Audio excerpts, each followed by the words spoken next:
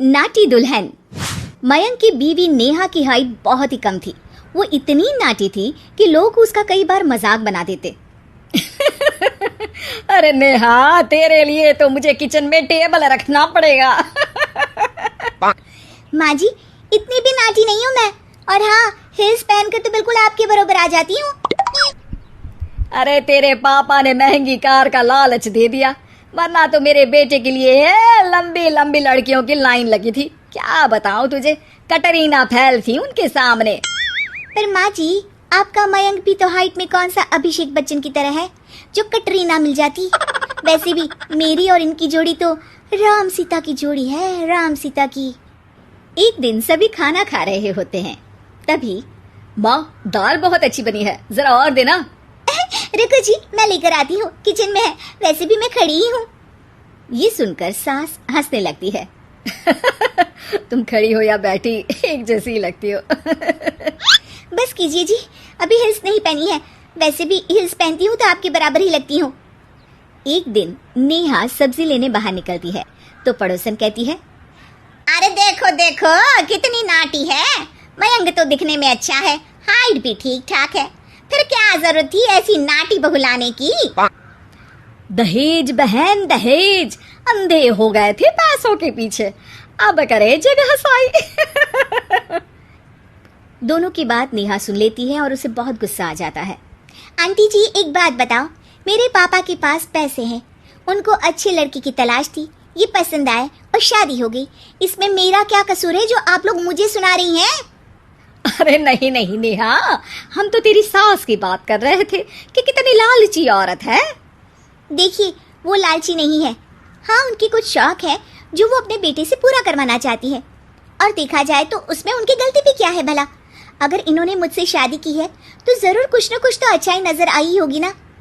और अब ना तो मैं आपकी बहू हूँ और ना ही आपके रिश्तेदारों को मुझसे मिलना है। फिर ये बात समझ नहीं आई कि आप इतना परेशान क्यों हो रही हैं। ये बोलकर नेहा वहां से निकल जाती है। नेहा, चलो तैयार हो जाओ, हम लोगों को एक पार्टी में जाना है। नेहा तैयार होकर पार्टी में जाती है, जहां मयंक का दोस्त उससे कहता है, अरे मयंक, तू लकी है यार, तेरी बीवी की हाइट इतनी कम है कि तुझे बच्चे की जरूरत ही नहीं है, भाभी ही बच्ची जैसी है।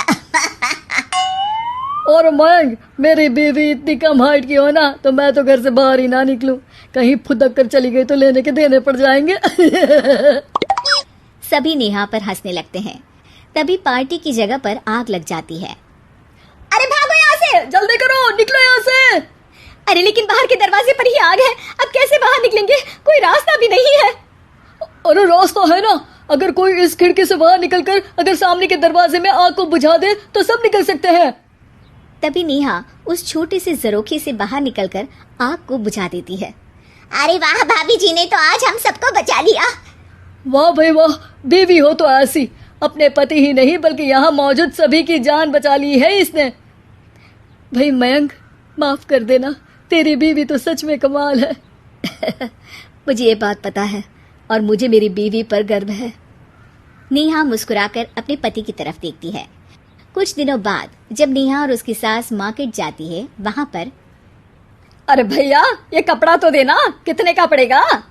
माता जी, ये तो बहुत महंगा कपड़ा है, लेकिन अब बस सिर्फ 2 मीटर ही बचा है, मेरे तो किसी काम का है नहीं ये टुकड़ा, तो आप 100 रुपया ही दे दीजिए।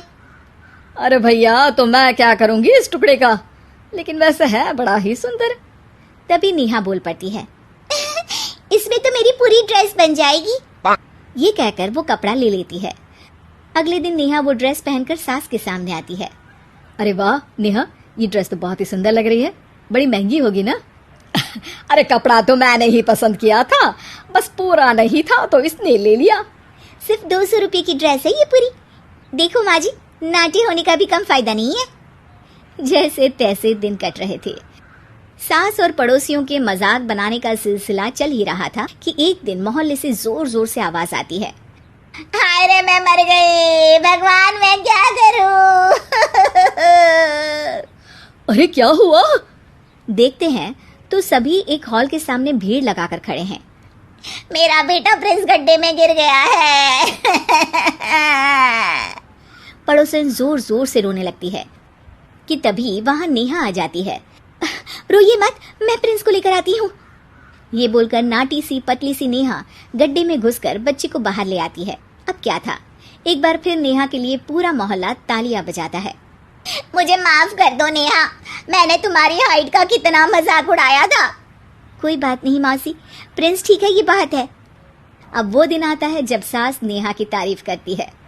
वाह बहू वाह, तेरी तारीफें सुन सुनकर तो मैं खुश हो गई।